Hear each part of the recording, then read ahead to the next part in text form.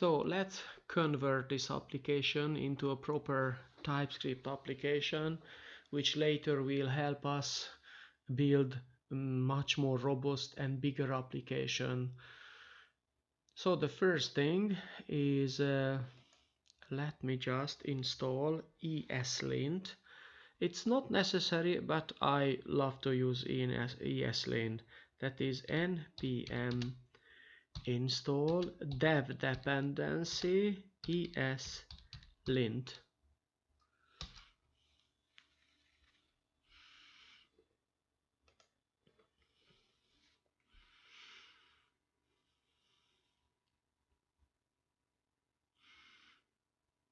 Okay, we have ESLint as dev dependency. And then just start npx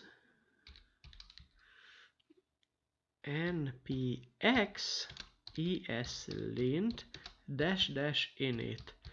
This is to create a ESLint configuration file. This is called .eslint.rc.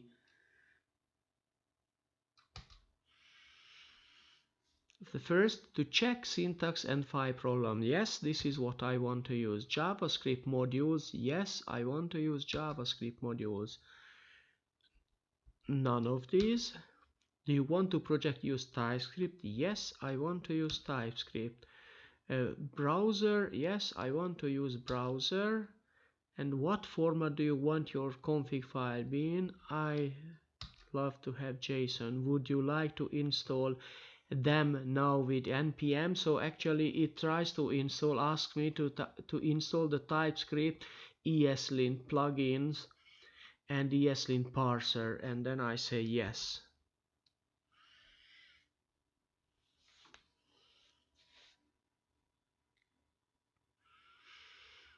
Excellent. And what is important that we have here ESLint or .eslint JSON. It has some defaults, but it has no rules, which I love. So let me just copy. I prepared this block of rules that I love to use.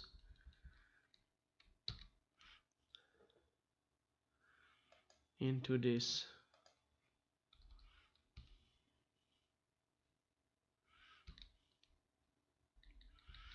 Okay, and save. What is also important that to use the ESLint extension.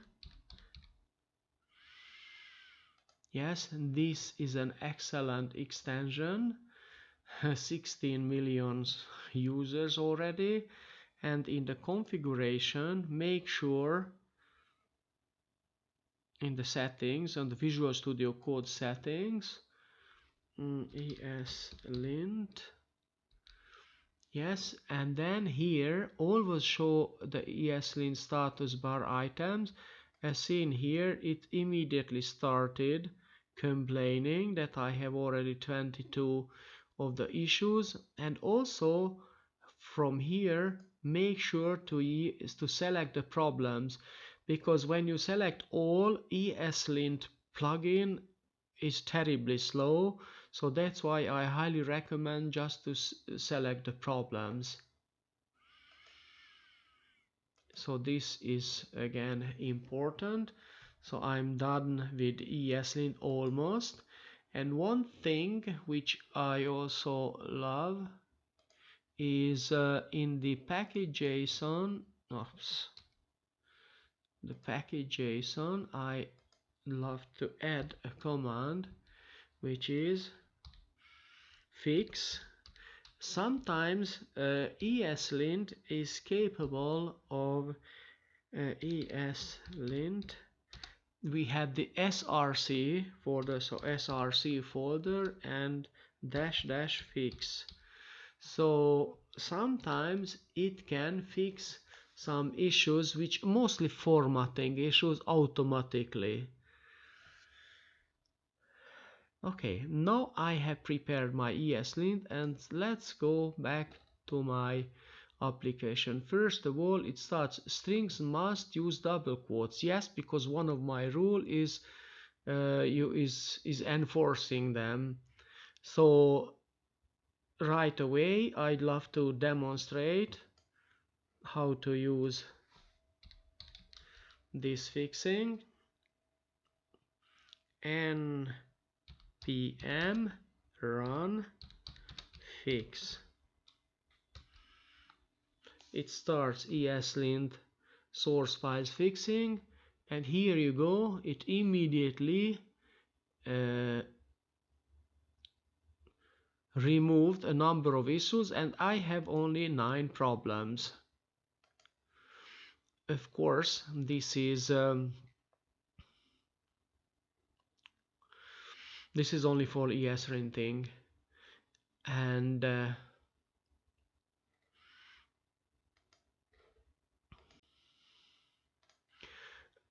this is not completely enough. I mean, ESLint, actually I prefer to add more options, more stricter compiler options, and here I have collected some of them.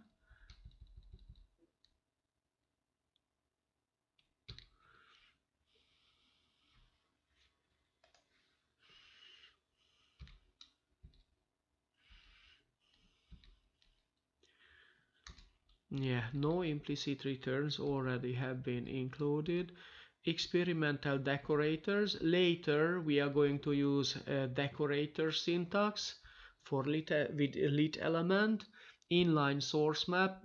Yes, I think these two are not working together, either source map or inline source map. No implicit any, in my opinion, terribly important. Strict null checks, strict function types, and no implicit this. So these are the additions. So I prefer inline source map and not this regular source map. So these are my settings. And coming back to here, let's proceed. So we have here the static get properties, missing return type on function. Aha. So this returns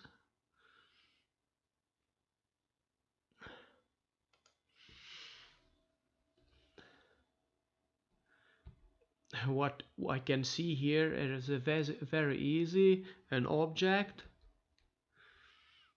with a count, and that will have a type, and what is the type of this here? A number constructor.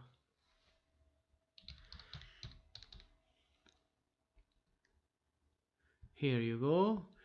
It is happy now because this is the return type, and then it starts complaining that this count property doesn't exist on type counter. Okay, let's just define here count like so, and then give it a type number. Okay, and then it says a missing return type on function. Let's just define the return type on function is void, because this is just a returner. Interesting that it is not count implicitly has any, but the better type may be okay. So number, cool, and then render missing return type on function. So here we need from lit a type definition, which is template result, and let's use this template result here.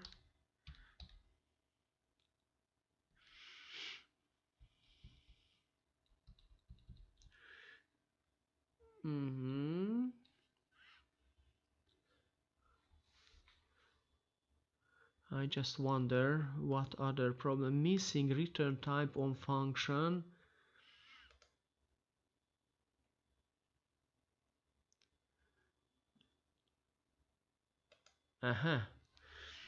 Very strict, tricky. This is a void, and also here a void. Cool, it seems to be okay. Let's just start the npm run dev. Okay, control click. Okay, hello with web components. Okay, let's just change it to TypeScript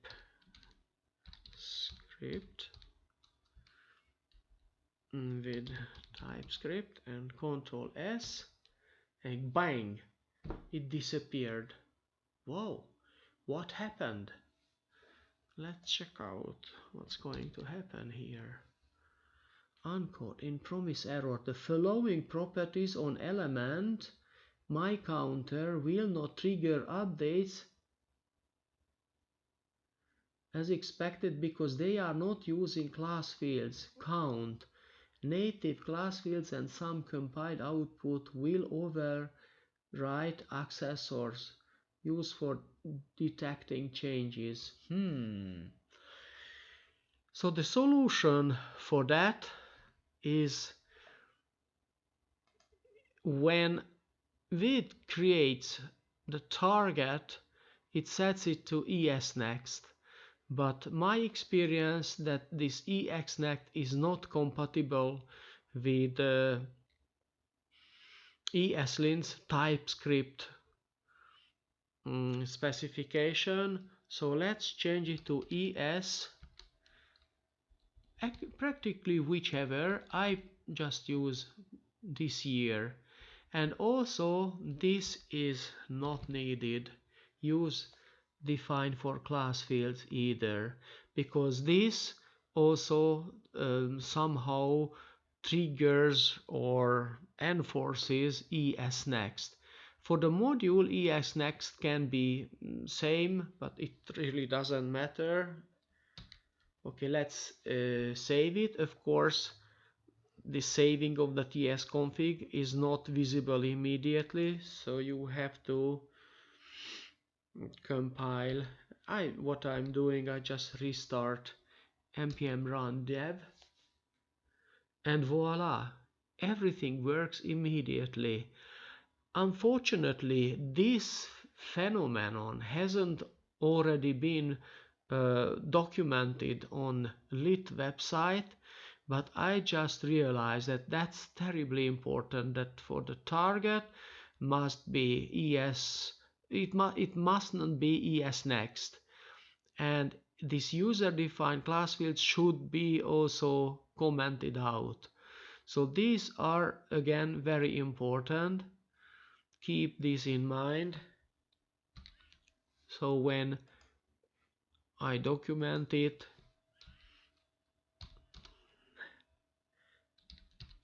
change these.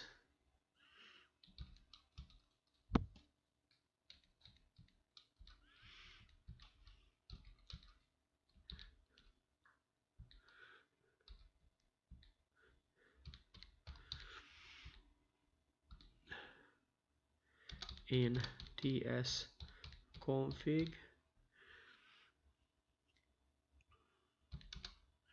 very important.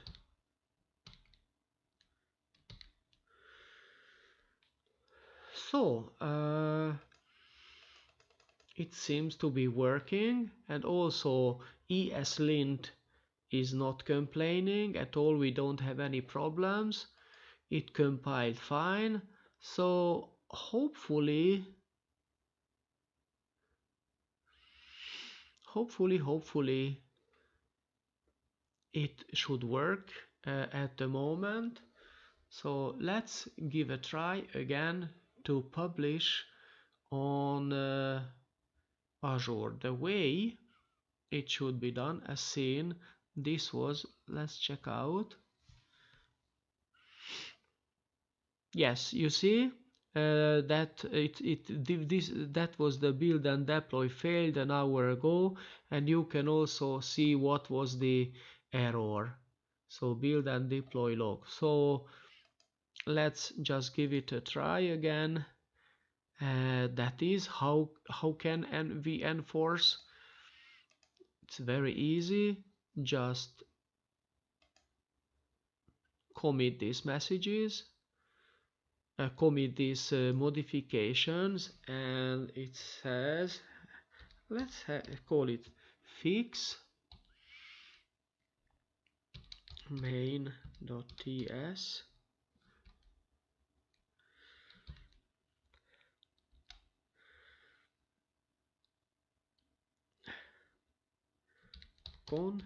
configure TypeScript for the application. And now I'm committed to the local, and then I'm push one commit over to GitHub. And when this push is complete, and when I'm coming back to Azure and I refresh, what I am expecting that my commit message is displayed here, and then the build and deploy job started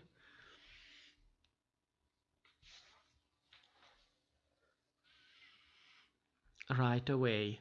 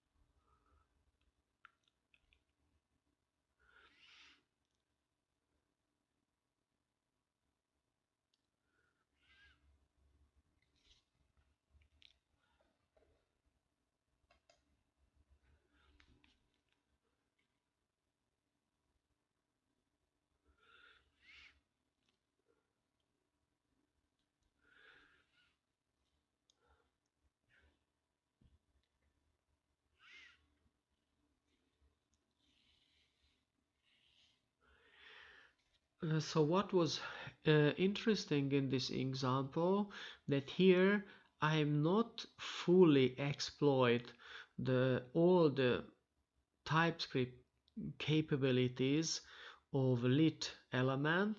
I just made the bare minimal to make this application TypeScript compatible, the compilation to work fine with TypeScript. Aha! So complete job succeeded a minute ago. And then what we can do here is to open. So the fix, this build was fine, and then I'm coming here, right click, and it says browse site. Here you go, it opened our website, and then I click the buttons, decrement, and it was deployed excellently. And this was the URL it was received.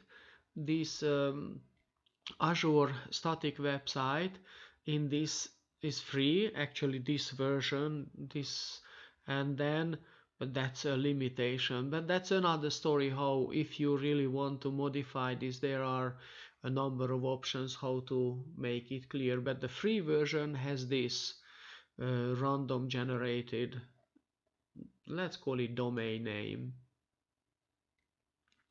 So practically that was this iteration, and in the next section I'm going to show how to modify this lit element to a real full-fledged version with decorators.